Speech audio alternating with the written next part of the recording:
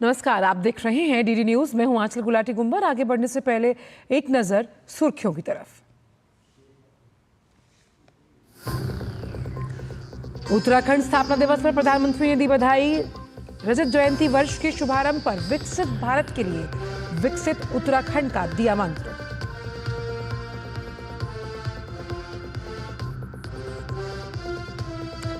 महाराष्ट्र के अकोला और नांदेड़ में आज प्रधानमंत्री करेंगे चुनावी प्रचार। कांग्रेस अध्यक्ष मल्लिकार्जुन खड़गे की नागपुर और अमरावती में होगी रैली।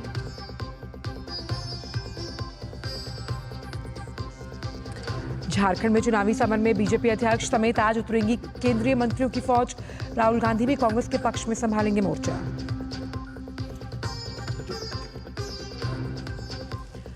रांची और जमशेदपुर में सीएम सोरेन के पीए सुनील श्रीवास्तव के घर आयकर विभाग का छापा।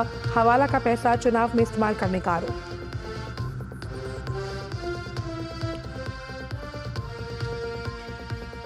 और अंतर्राष्ट्रीय खबरों में पाकिस्तान के क्वेटा रेलवे स्टेशन पर धमाका, 24 लोगों की मौत, 40 से अधिक घायल।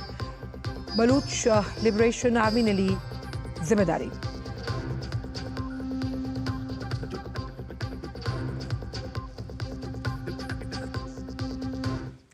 और आइए जानते हैं इन सभी खबरों को विस्तार के साथ।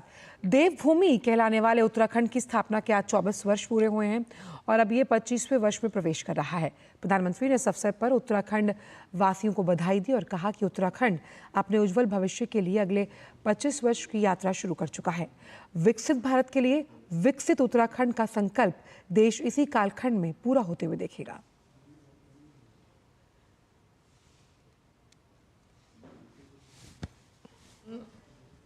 अपने 25वें वर्ष में प्रवेश कर रहा है। हमें अब उत्तराखंड के उज्जवल भविष्य के लिए अगले 25 वर्ष की यात्रा शुरू करनी है। इसमें एक सुखद संयोग भी है। ये यात्रा ऐसे समय में होगी जब देश भी 25 वर्षों के अमृत काल में है, यानी विकसित भारत के लिए विकसित उत्तराखंड देश इस संकल्प को इसी कालखंड में पूरा होते देखेगा। मुझे खुशी है कि जिस सपने के साथ उत्तराखंड का गठन हुआ था वो हम सब साकार होते देख रहे हैं। पूरे उत्तराखंड में आज स्थापना दिवस का जश्न मनाया जा रहा है। देहरादून में हुए मुख्य समारोह में राज्यपाल और मुख्यमंत्री समेत सीडीएस शामिल हुए। यहां सबसे पहले मुख्यमंत्री पुष्कर सिंह धामी शहीद स्मारक पर उन्होंने पुष्पांजलि अर्पित की और इसके अलावा राज्यपाल लेफ्टिनेंट जनरल गुरमीत सिंह 24वें उत्तराखंड स्थापना दिवस के अवसर पर रिजर्व पुलिस लाइन में की परेड में शामिल हुए। स्थापना दिवस के अवसर पर chief of defence staff general Anil Chauhan, लोकगायक प्रीतम भरतवाण और अन्य को उत्तराखंड रत्न पुरस्कार से सम्मानित किया गया। इस मौके पर मुख्यमंत्री पुष्कर सिंह धामी ने कहा कि अपनी स्थापना के रजत जयंती वर्ष में उत्तराखंड देश के अग्रणी राज्यों में अपनी पहचान बनाने में सफल हो, इसके लिए सरकार संकल्पित है। उत्तराखंड राज्य में महिलाओं का समग्र विकास सुनिश्चित करने हेतु महिला नीति यथाशीघ्र अधिसूचित की जाएगी। आगामी राष्ट्रीय खेलों में उत्तराखंड के जो खिलाड़ी मेडल जीतेंगे उनको पुरस्कारों हेतु नियत धनराशि के बराबर उतनी ही धनराशि राज्य सरकार द्वारा अतिरिक्त रूप से दी जाएगी।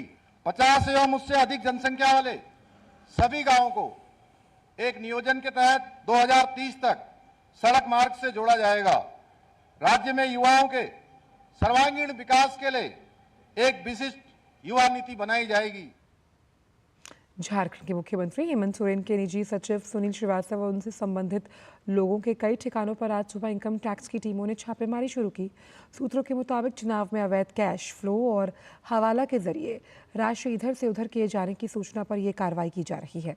इनकम टैक्स की टीमों ने भारी सुरक्षा के बीच रांची में सीएम के निजी सचिव सुनील श्रीवास्तव और उनकी पत्नी के अशोकनगर स्थित आवास के अलावा परिवार के सदस्यों और जमशेदपुर में व्यापारिक और औद्योगिक प्रतिष्ठानों पर एक साथ सुबह से सर्च ऑपरेशन शुरू किया। कुल मिलाकर करीब 15 ठिकानों पर जांच शुरू हुई। सुनील श्रीवास्तव लंबे समय से सीएम हेमंत सोरेन के निजी सचिव हैं। ये पहले सरकारी विभाग में इंजीनियर थे, बाद में उन्होंने नौकरी छोड़ी और हेमंत सोरेन के सहयोगी के तौर पर काम करने लगे। झारखंड मुक्ति मोर्चा के केंद्रीय समिति के सदस्य और पार्टी के स्टार प्रचारक भी हैं ये। इसके पहले आयकर विभाग ने विधानसभा चुनाव में हवाला के सहारे पैसों के लेन देन की सूचना पर बीते 26 अक्टूबर को रांची, जमशेदपुर, गिरिडीह, कोलकाता में 35 व्यापारिक और औद्योगिक ठिकानों पर 2 दिनों तक छापेमारी की। इन कारोबारियों के ठिकानों से 150 करोड़ रुपए की बेनामी संपत्ति और निवेश से संबंधित दस्तावेज जब्त किए गए। आयकर विभाग ने छापेमारी के दौरान मिली नगद राशि का व्यापारियों के बुक्स ऑफ अकाउंट से मिलान करने के बाद 70 लाख रुपए जब्त कर बैंक में जमा करा दिए।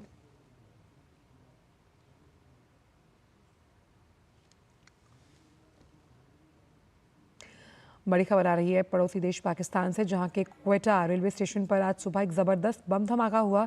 इस धमाके में 24 लोगों की मौत की खबर है, वहीं 40 से अधिक लोग घायल बताए जा रहे हैं। घायल व्यक्तियों को क्वेटा के सिविल अस्पताल के ट्रॉमा सेंटर में रेफर कर दिया गया। मरने वालों की संख्या बढ़ने की आशंका जताई जा रही है। जानकारी के अनुसार ये धमाका रेलवे स्टेशन पर उस समय हुआ जब क्वेटा से रावलपिंडी जाने वाली जफर एक्सप्रेस की यात्री ट्रेन आने का इंतजार कर रहे थे। धमाके के समय अधिकतर यात्री प्लेटफॉर्म पर ही मौजूद थे। बलूचिस्तान लिबरेशन आर्मी ने इस बम धमाके की जिम्मेदारी ली है। धमाके के समय स्टेशन पर यात्रियों की काफी भीड़ मौजूद थी।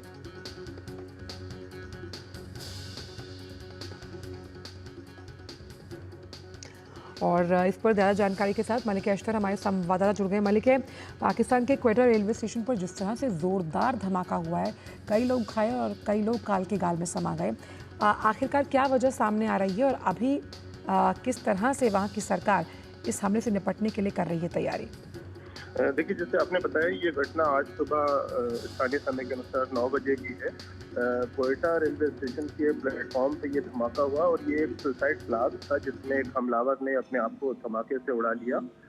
जो अभी तक का आंकड़ा है उसके हिसाब से 2 दर्जन से अधिक लोगों की मौत हुई है और 40 लोग लगभग ऐसे हैं जो घायल हैं और जिसमें से अधिकतर जो है उनकी हालत गंभीर है, तो मरने वालों की संख्या बढ़ सकती है। बलूचिस्तान लिबरेशन आर्मी ने इसकी जिम्मेदारी ली है और उनका कहना है कि तो उनका मजीद ब्रिगेड एक ग्रुप है, उसने इस धमाके को अंजाम दिया है और उनका कहना है कि उनका जो निशाना था वो पाकिस्तानी सेना के जवान थे। इन्फेंट्री स्कूल में ट्रेनिंग पूरी करने के बाद जाफर एक्सप्रेस से वापस जाने वाले थे और उनको निशाना बनाकर ये कार्रवाई की गई है।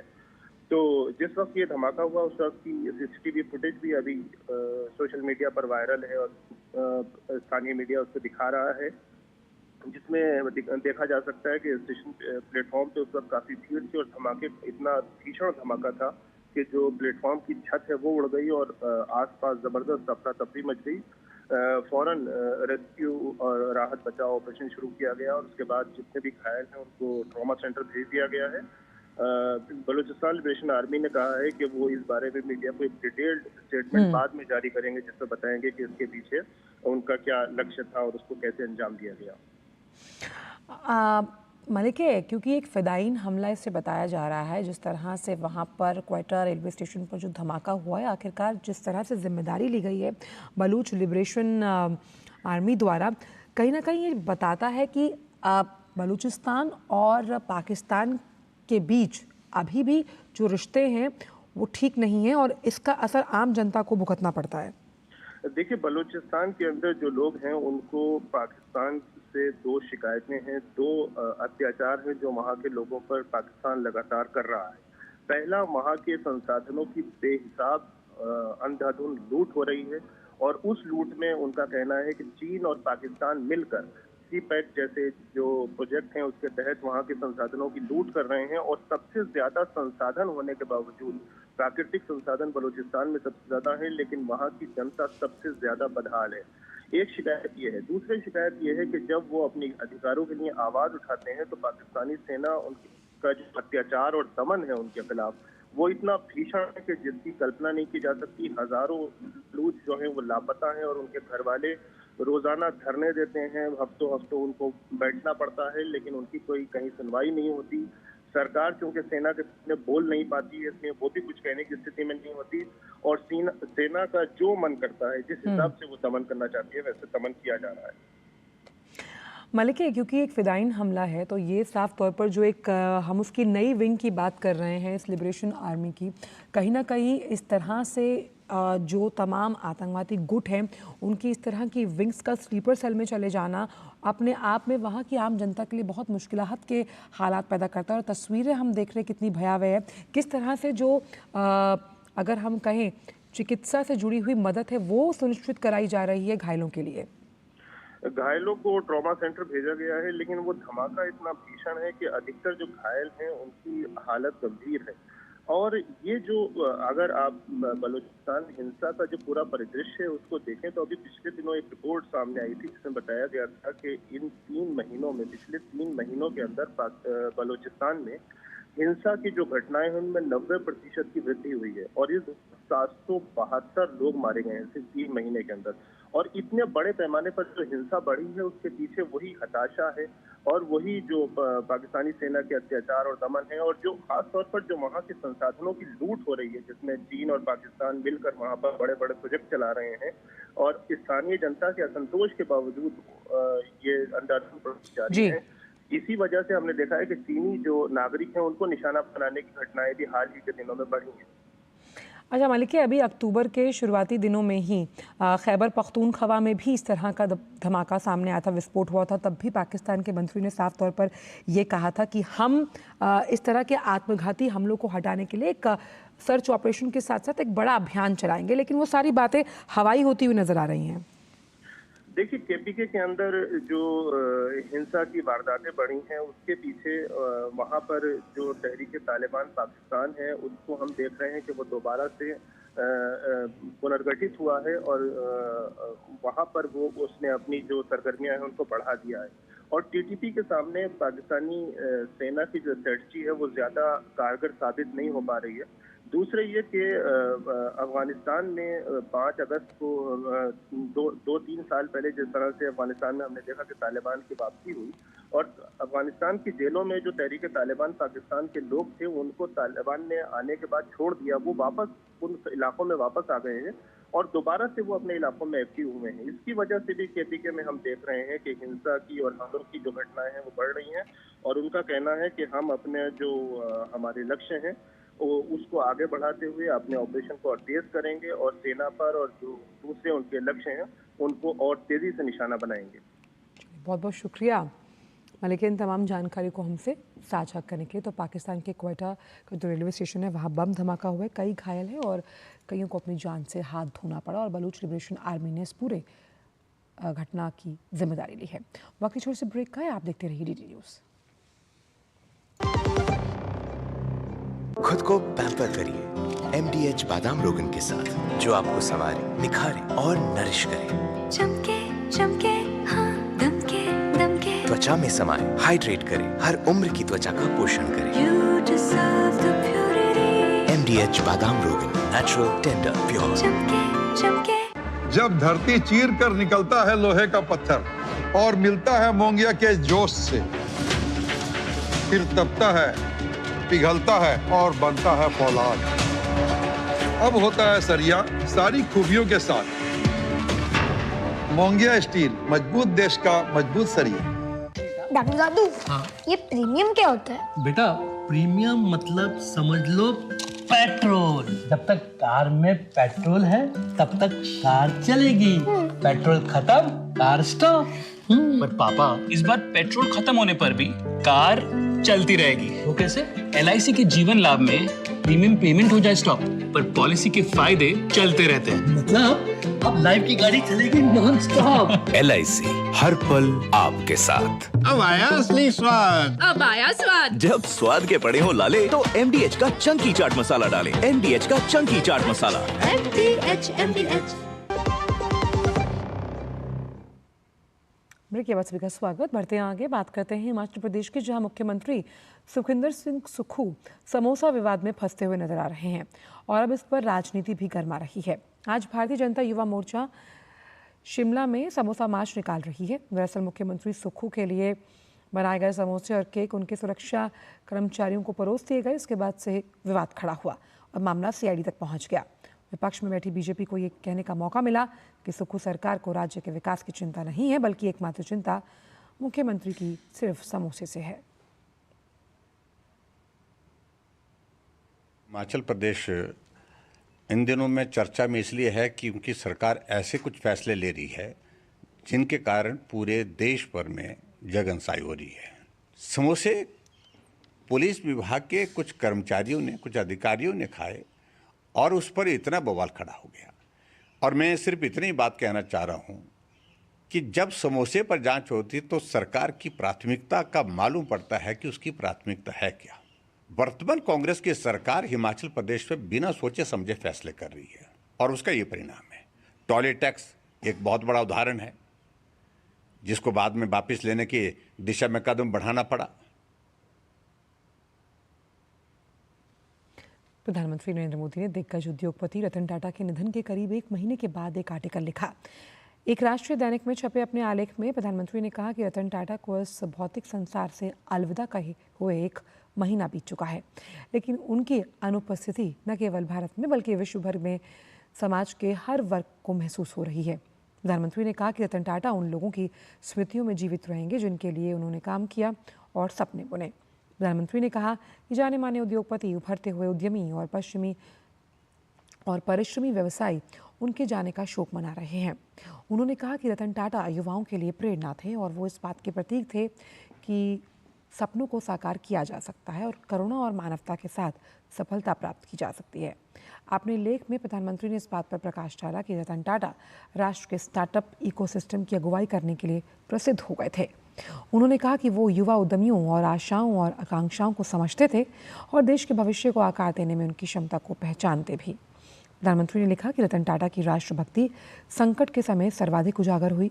प्रधानमंत्री ने कहा कि मुंबई में 26/11 की घटना के बाद ताज होटल को तेजी से फिर से खोलना इस बात का प्रमाण था कि उन्होंने भारत राष्ट्र की आवश्यकता को समझा और आतंकवाद के खिलाफ झुकने से इनकार कर दिया।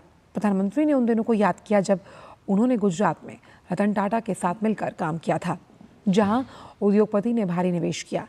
इसके साथ ही प्रधानमंत्री ने स्वास्थ्य देखभाल, विशेष रूप से कैंसर के खिलाफ लड़ाई में उनके योगदान को भी याद किया।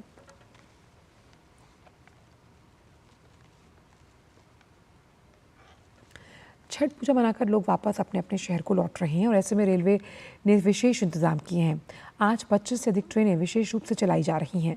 छठ पूजा के बाद शिक्षण, प्रशिक्षण और काम के सिलसिले में बाहर और पूर्वांचल से दूसरे शहरों में लौटने वाले यात्रियों के लिए रेलवे ने व्यापक इंतजाम किए हैं। बिहार के समस्तीपुर मंडल के समस्तीपुर, दरभंगा, जयनगर, सहरसा, मोतिहारी और रक्सौल जैसे शहरों से विशेष गाड़ियों की व्यवस्था की गई है। देश के दूसरे शहरों के लिए भी ये व्यवस्था है। इसी तरह सोनपुर मंडल के बरौनी और मुजफ्फरपुर स्टेशन से, दानापुर मंडल के राजेंद्र नगर, पटना और दानापुर स्टेशन से विशेष गाड़ियों के चलाने की व्यापक व्यवस्था की गई। वाराणसी मंडल के छपरा स्टेशन और बनारस स्टेशन से भी विशेष गाड़ियों के परिचालन की व्यवस्था की गई। गोरखपुर और मऊ स्टेशन से भी विशेष ट्रेनें चलाई जा रही हैं। रेलवे स्टेशनों पर यात्रियों के लिए होल्डिंग एरिया, अतिरिक्त विश्रामालय, शौचालय, help desk, automatic ticket vending machine और अतिरिक्त बुकिंग काउंटर, इंफॉर्मेशन कायोस्क के इंतजाम हैं। तमाम सुविधाओं के अराउंड द क्लॉक मॉनिटरिंग के लिए महत्वपूर्ण स्टेशंस पर अधिकारियों की तैनाती की गई। यात्रियों की सहायता के लिए स्टेशंस पर बड़ी संख्या में रेल सुरक्षा बल और कमर्शियल विभाग के अतिरिक्त स्टाफ लगाए गए हैं।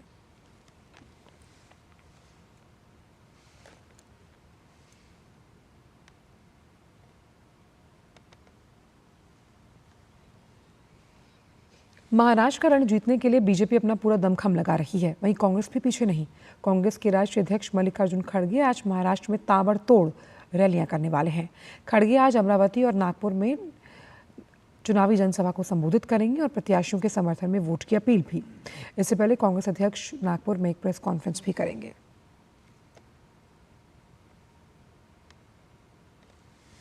महाराष्ट्र विधानसभा चुनाव के बीच उद्धव ठाकरे की शिवसेना यूबीटी ने बागियों पर बड़ा एक्शन लिया। पार्टी विरोधी गतिविधियों में शामिल होने की वजह से शिवसेना प्रमुख उद्धव ठाकरे के आदेश पर हिंगोली से पूर्व सांसद सुभाष वानखेड़े को पार्टी से निष्कासित कर दिया गया। शिवसेना के केंद्रीय कार्यालय की ओर से एक प्रेस विज्ञप्ति जारी कर ये जानकारी दी गई। उद्धव ठाकरे ने इससे पहले भी बागियों पर कार्रवाई की। ठाकरे ने पार्टी विरोधी गतिविधियों के कारण 5 नेताओं को निष्कासित किया। इनमें भिवंडी के पूर्व विधायक रुपेश महात्रे, विश्वास नादेकर, चंद्रकांत गुगुल, संजय अवारी और प्रसाद ठाकरे शामिल हैं।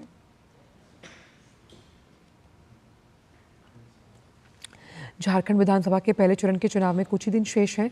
13 तारीख को यहां मतदाता 43 सीट पर प्रत्याशियों की किस्मत तय करेंगे। इसके लिए सभी राजनीतिक दलों ने प्रचार अभियान में पूरी ताकत लगाई। यहां मुख्य विपक्षी दल बीजेपी ने अपने नेताओं की फौज उतारी है। आज पार्टी अध्यक्ष जेपी नड्डा समेत कई केंद्रीय मंत्री प्रचार करने आ रहे हैं। नड्डा विश्रामपुर और रामगढ़ विधानसभा में जनसभा करेंगे और रांची में डॉक्टरों के साथ संवाद होगा। अमित शाह जहां पलामू, हजारीबाग, पूर्व सिंहभूम के पोटका में रैली करने वाले हैं तो जमशेदपुर में रोड शो भी करेंगे। केंद्रीय मंत्री राजनाथ सिंह भी खूंटी और चतरा में बीजेपी का प्रचार करने वाले हैं। बीजेपी का दावा है कि सोरेन की सरकार वापस नहीं आएगी। बीजेपी ने बांग्लादेशी घुसपैठ, आदिवासी की अस्मिता, रोटी माटी और बेटी की सुरक्षा समेत भ्रष्टाचार को प्रमुख मुद्दा बनाया और लगातार सोरेन सरकार पर हमलावर है। कांग्रेस नेता राहुल गांधी आज झारखंड के बागमारा और मानगो में चुनावी जनसभा करने वाले हैं। बागमारा सीट पर कांग्रेस प्रत्याशी जलेश्वर महतो चुनाव लड़ रहे हैं। कांग्रेस ने इसकी व्यापक तैयारी कर ली। राहुल गांधी के बागमारा में जनसभा से कांग्रेसियों में उत्साह है। कांग्रेसियों का दावा है कि बागमारा की सभा का असर धनबाद जिले की सभी 6 सीटों पर पड़ेगा। इंडी गठबंधन एकजुट होकर और सक्रिय हो जाएगी। वहीं राहुल गांधी मानगो के गांधी मैदान में जनसभा करेंगे। इससे पहले राहुल गांधी मानगो पहुंचने पर बड़ा हनुमान मंदिर में पूजा अर्चना करेंगे। भाजपा प्रवक्ता शहजाद पूनावाला ने कांग्रेस पर निशाना साधते हुए वक्फ लाभ के लिए वोट बैंक की राजनीति का आरोप लगाया। उन्होंने कहा कि कांग्रेस कर्नाटक के किसानों के हजारों एकड़ की जमीन वक्फ बोर्ड के नाम करना चाहती है। केरल में 600 परिवारों के ऊपर वक्फ की तलवार लटक रही है, क्योंकि वक्फ ने दावा किया है कि जिस ज़मीन पर ये लोग रहते हैं मुनम्बम में, वो हमारी ज़मीन है। अब वहाँ पर लगातार प्रदर्शन चल रहा है कि लेफ़्ट और कांग्रेस जो वहाँ पर मिली भगत से सरकार चलाते हैं, लेफ़्ट सरकार चलाती है, कांग्रेस विपक्ष होने का ड्रामा करती है। ये दोनों वोट बैंक के चक्कर में वक्फ के सामने नतमस्तक हो चुके हैं। वक्फ में जो असीमित असंवैधानिक ताकतें हैं, इसको जब काबू करने के लिए जेपीसी में बात चल रही है, तो ये कांग्रेस और लेफ्ट की जोड़ी हमजोली ये मिलकर इसका विरोध करते हैं। इसका मतलब ये चाहते हैं कि 600 परिवारों का घर छीनकर वक्फ के पास चला जाए। ये चाहते हैं किसानों की ज़मीन छीनकर वक्फ के पास चला जाए, वोट बैंक के पास चला जाए। भारतीय संगीतकार रिकी केज की एल्बम ब्रेक ऑफ डॉन को 67वें वार्षिक ग्रैमी पुरस्कारों की सर्वश्रेष्ठ न्यू एज एम्बियंट या चैंट एल्बम श्रेणी में नामांकित किया गया। ब्रेक ऑफ डॉन के 9 गीतों में से हर एक प्राचीन भारतीय राग पर आधारित है। रिकी केज अपनी 4थी ग्रैमी पुरस्कार नामांकन प्राप्त करने पर बेहद खुश हैं। 67वां ग्रैमी पुरस्कार समारोह अगले साल 2 फरवरी को लॉस एंजलिस में crypto.com एरिना में आयोजित किया जाएगा। रिकी केज ने 2015 में अपने एल्बम विंड्स ऑफ संसार के लिए अपना पहला ग्रैमी पुरस्कार जीता, जिसे वर्ष के सबसे बेहतरीन न्यू एज रिकॉर्डिंग के रूप में सम्मानित किया गया। इसके बाद 2022 और 2023 में उन्हें लगातार 2 बार ग्रैमी पुरस्कार मिले। बात गोवा की, जिसकी भूमि के जीवंत रंग सिनेमा की चकाचौंध के साथ सहज रूप से मिश्रित होते हैं। यहाँ दुनिया के हर कोने से कहानीकार अपनी कला का प्रदर्शन के लिए एक साथ आते हैं। कुछ दिनों में 55वां भारतीय अंतर्राष्ट्रीय फिल्म महोत्सव इफ्फी गोवा के पणजी में शुरू होने जा रहा है। इफ्फी का प्रमुख खंड भारतीय पैनोरामा इस 55वें संस्करण के दौरान 25 फीचर फिल्में और 20 गैर फीचर फिल्में प्रदर्शित करेगा।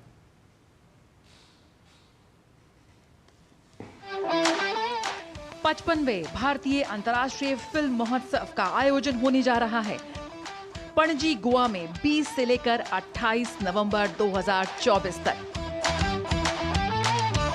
दुनिया भर के फिल्म प्रेमी गोवा में अरब सागर की शानदार पृष्ठभूमि में सिनेमा का उत्सव मनाने के लिए उत्सुक हैं। 55वें इफ्फी में आपको 16 तैयार किए गए खंडों में दुनिया भर की फिल्मों की एक विविध श्रृंखला देखने को मिलेगी। 55वें भारतीय अंतर्राष्ट्रीय फिल्म महोत्सव के प्रमुख खंड भारतीय पैनोरमा में प्रदर्शित होने वाली 25 फीचर फिल्मों और 20 गैर फीचर फिल्मों के चयन की घोषणा की गई है। मुख्यधारा सिनेमा की 5 फिल्मों समेत 25 फीचर फिल्मों को 384 समकालीन भारतीय फीचर फिल्मों में से चुना गया है। भारतीय पैनोरमा 2024 की आरंभिक फिल्म के लिए जूरी ने रणदीप हुडा की हिंदी फिल्म स्वातंत्र्य वीर सावरकर का चयन किया है। इसके अलावा भारतीय पैनोरमा में 262 फिल्मों में से चयनित 20 गैर फीचर फिल्में प्रदर्शित की जाएंगी। गैर फीचर फिल्में उभरते और स्थापित फिल्म निर्माताओं की समकालीन भारतीय मूल्यों की परख, मनोरंजन और उन्हें दर्शाने की करने की क्षमता का उदाहरण है। गैर फीचर फिल्म श्रेणी में आरंभिक फिल्म के लिए फिल्म निर्णायक समिति की पसंद हर्ष सांगानी द्वारा निर्देशित लद्दाखी फिल्म घर जैसा कुछ है। फीचर फिल्म जोड़ी का नेतृत्व प्रख्यात फिल्म निर्देशक, अभिनेता और पटकथा लेखक डॉक्टर चंद्र प्रकाश द्विवेदी ने किया है। इफ्फी के एक महत्वपूर्ण खंड के रूप में भारतीय पैनोरमा का आरंभ 1978 में हुआ था, जिसका उद्देश्य सिने कला से भारतीय फिल्मों को बढ़ावा देने के साथ ही भारत की समृद्ध संस्कृति और विरासत को प्रदर्शित करना। और गृह मंत्री अमित शाह इस वक्त पलामू झारखंड में चुनावी जनसभा को संबोधित कर रहे हैं। आइए आपको सीधे लिए चलते हैं। सारे पन्ने कोरे थे, अंदर कुछ नहीं था। अरे राहुल बाबा, संविधान का तो मखौल मत उड़ाओ। संविधान आस्था का सवाल होता है, विश्वास का सवाल होता है। आपने नकली संविधान लहराकर बाबा साहेब आंबेडकर और संविधान सभा का अपमान किया है।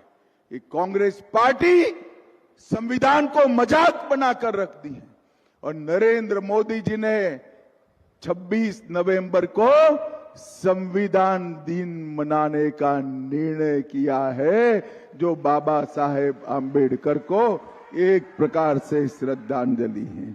भाइयों बहनों, मैं यहां आया हूं तब हमने अगर चुनाव जिस तरह से चल रहा है, इसमें ये तय है कि भारतीय जनता पार्टी की सरकार बनने वाली है। और मैं आपको वादा करता हूं, इतनी बड़ी संख्या में माताएं बहनें बैठी है, भारतीय जनता पार्टी की सरकार बनते ही सालाना हर वयस्क माता बहन को 25,000 रुपया देने का काम भारतीय जनता पार्टी करेगी। माताओं बहनों को 500 रुपये में गैस का सिलेंडर दिया जाएगा और दीपावली और रक्षाबंधन में साल में 2 गैस के सिलेंडर मुफ्त में देने का काम हमारी झारखंड की सरकार। ये युवाओं को